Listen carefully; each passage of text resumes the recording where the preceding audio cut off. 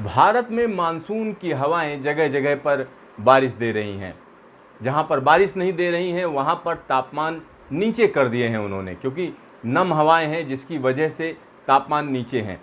लेकिन इसके उलट अगर हम बात करें तो मिडिल ईस्ट या मध्य पूर्व में अगर देखेंगे तो कई देशों में वहां पर तापमान 50 डिग्री सेल्सियस से ऊपर चले गए हैं।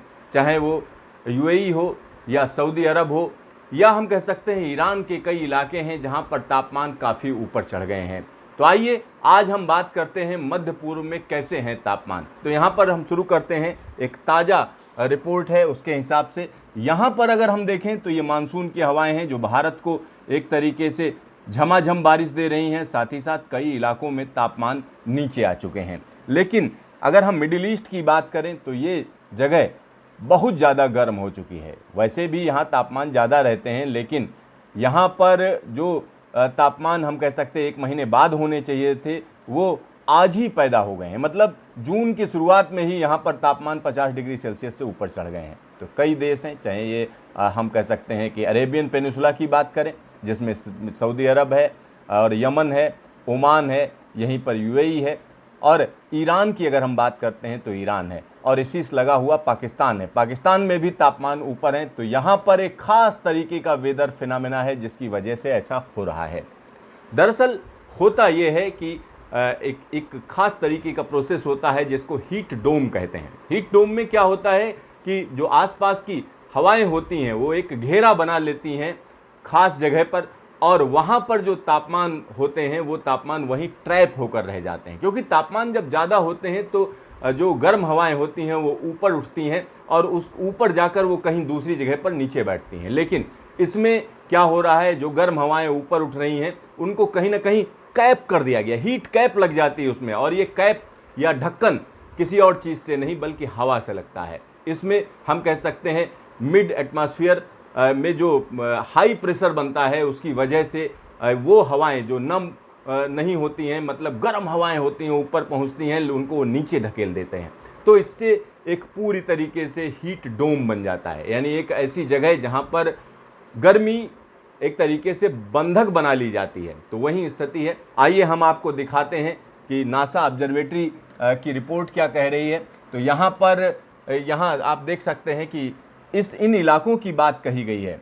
इस मैप में अगर हम देखें तो ये वाला इलाका जिसको मिडिल ईस्ट बोला जाता है, और वहाँ पर हम कह सकते हैं इराक, ईरान, सऊदी अरब, ओमान, यमन, यूएई, इन सब जगहों पर तापमान हम कह सकते हैं 50 डिग्री सेल्सियस के आसपास हैं। और यहाँ पर जो सबसे हम कह सकते हैं गर्म इलाका जो आप देख रहे हैं वो सबसे डार्क रेड जो आपको दिख रहा है, उन इलाकों में 50-50 डिग्री तक तापमान पहुँच चुके हैं। ये देखिए, और ये स्थिति एक बड़े इलाके में है और बड़ी अजीबोगरीब स्थिति है, क्योंकि 1 महीने पहले ये स्थिति पैदा हो गई है। और यहाँ पर अगर हवा का तापमान देखें तो यहाँ पर हम कह सकते हैं नीचे स्केल भी दिया हुआ है। जैसे जो ब्लू है, ब्लू में कह सकते हैं कि वाइट और ब्लू मतलब नीचे है तापमान यहाँ पर। लेकिन इस इलाके की बात करें, ज़मीन की बात करें, तो ज़मीन पर आप देख रहे होंगे रेड है, पूरे इलाके में रेड है। और रेड एकदम डार्क रेड का मतलब हुआ कि 50 डिग्री सेल्सियस तक तापमान पहुँचे हुए हैं। तो देखिए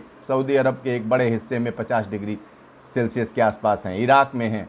इसी तरीके से ईरान का एक इलाका है जिसमें हम कह सकते हैं कि तापमान बड़ी तेज़ी से ऊपर चढ़ गए हैं। और ये एक ख़ास तरीके का इफ़ेक्ट है जिसकी वजह से ये ऐसा हुआ है। और चाहे वो सऊदी अरब हो, ईरान हो, या ओमान हो, या यूएई हो, इन सभी जगहों पर जो तापमान चढ़े हैं अगर हम उसकी बात करते हैं तो वाकई यहाँ के लिए चिंता की बात है।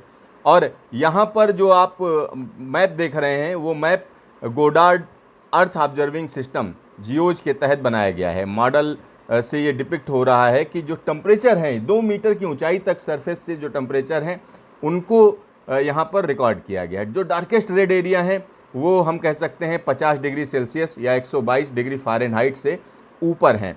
और जो ये मॉडल शो कर रहा है उस मॉडल में तमाम चीज़ें दिखाई गई हैं।